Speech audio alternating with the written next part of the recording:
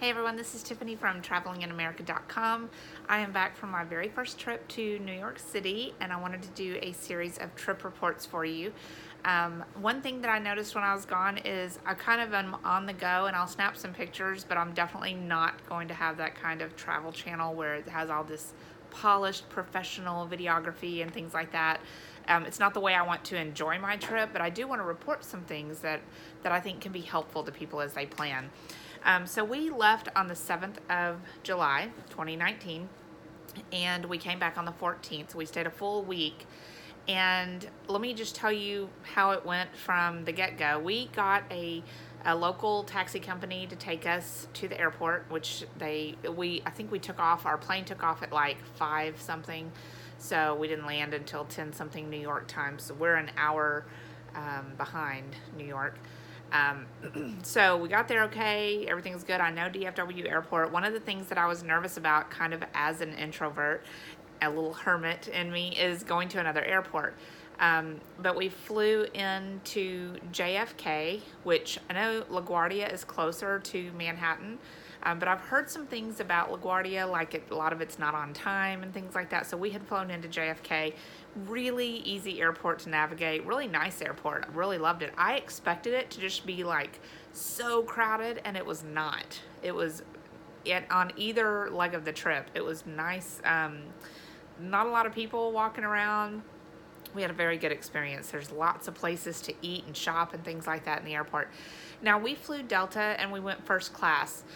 Some people are like, why do you waste money on first class? Well, that's what I want to put my money on. Okay, that's part of the experience for me. And as a rather large person, I don't want to seep over into anyone else's seat. I want the bigger seats in first class, and I want that extra little bit of pampering, because I don't do a lot normally in life. Like, I don't just, have this big social life where I go out doing things all the time. So I like to put my money on these experiences for this travel.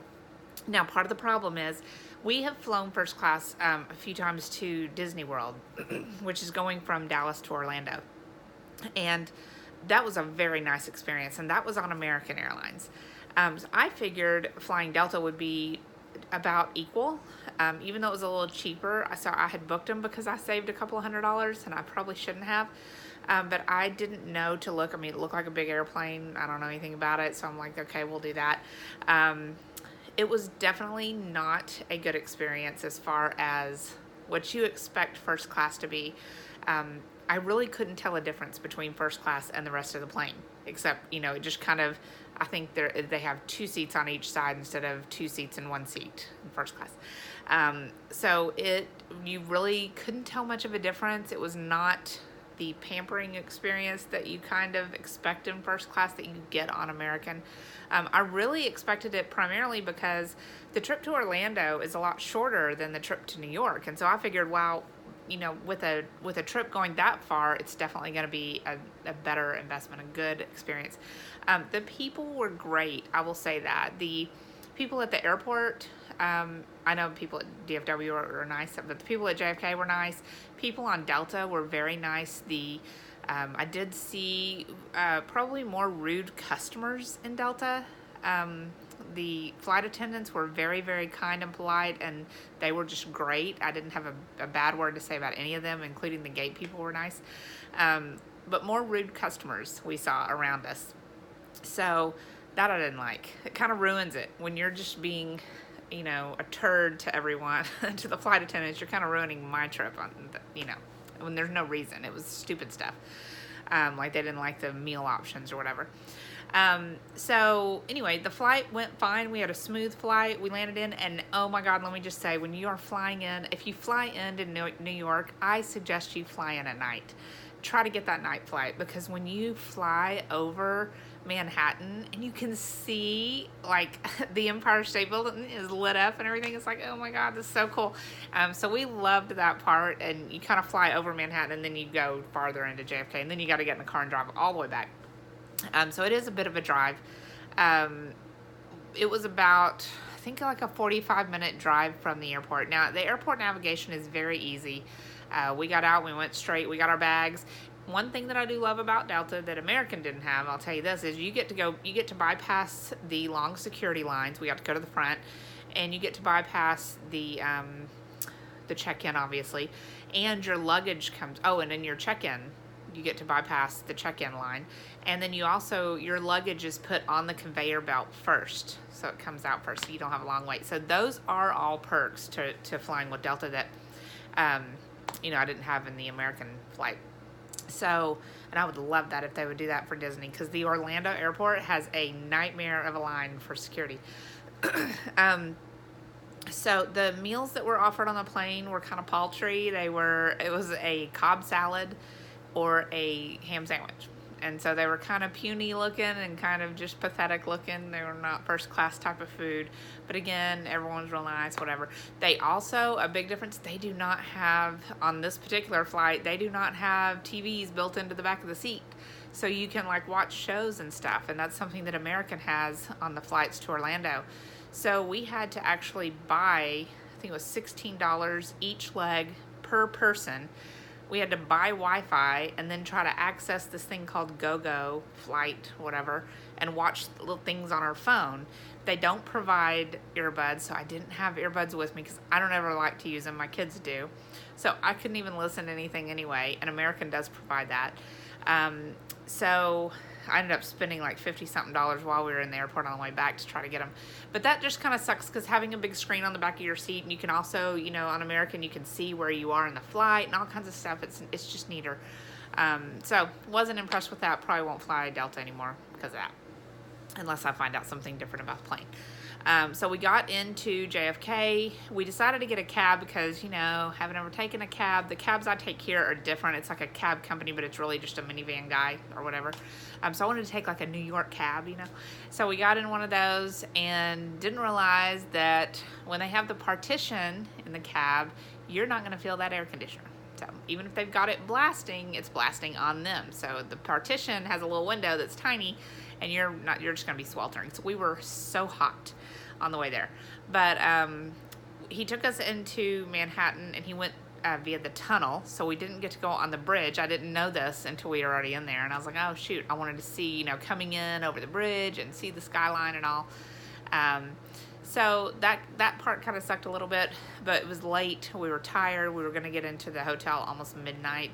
But I loved, even on the drive there, you get all the honking and everything, and we just rolled the windows down to get some fresh air. And I love seeing the little houses. I don't know what y'all call these, but we don't have these here, but they're like really tall and really skinny, and there's a whole bunch of them. So it's kind of something you would see on a TV show, but we don't have those here.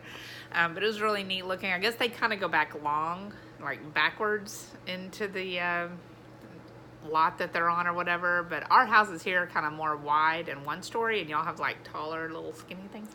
So it's neat.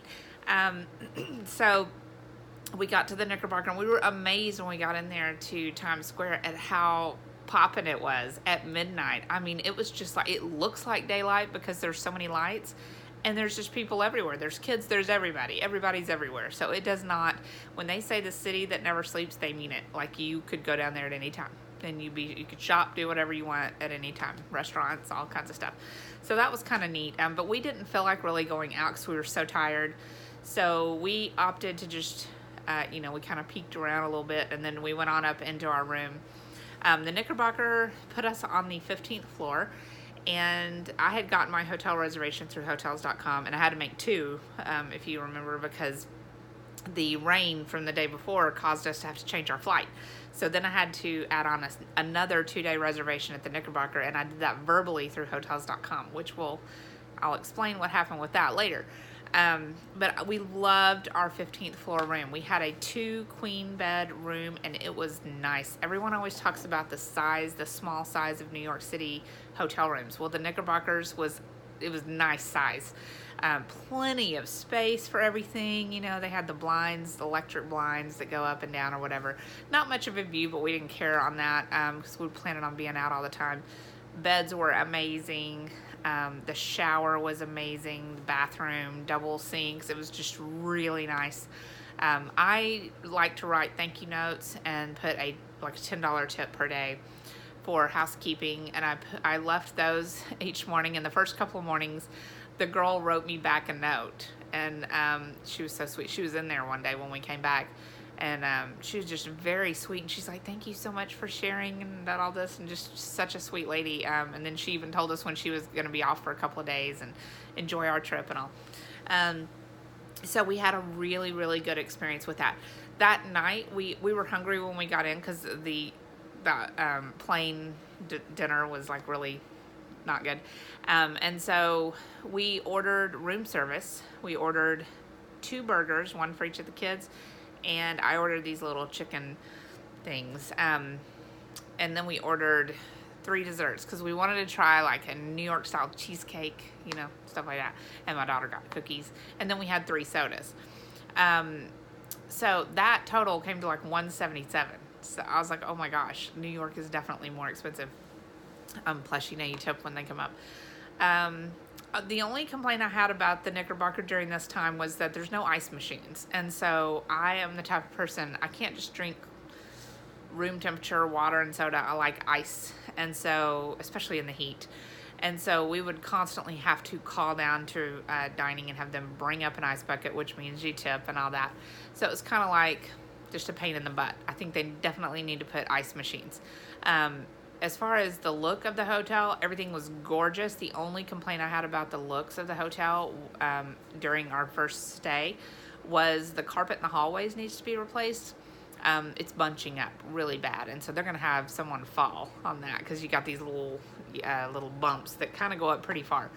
So you have to kind of watch that. It looks pretty worn in that regard, but everything else was great. The people were amazing. Loved them all. All the people that worked there, they were great. The doormen, the bellhops, the check-in people, Jake's, everybody was nice. So that's an excellent place to stay. I cannot recommend that more. And even if you say to yourself, well, I don't want to stay in Times Square, don't worry about it. We didn't hear a sound on the 15th floor where we were, and it's a great area to stay, because then you're halfway in between uptown and downtown. And so if you do take those cabs or lifts or whatever, Ubers, you're not gonna have to pay as much that if you stayed in the uptown the whole time and then had to go all the way downtown every time. So we like that. So that was day 1. We were tired but happy that we were there. And so we were going to get up the next day, and I will tell y'all about trip day 2 in the next video.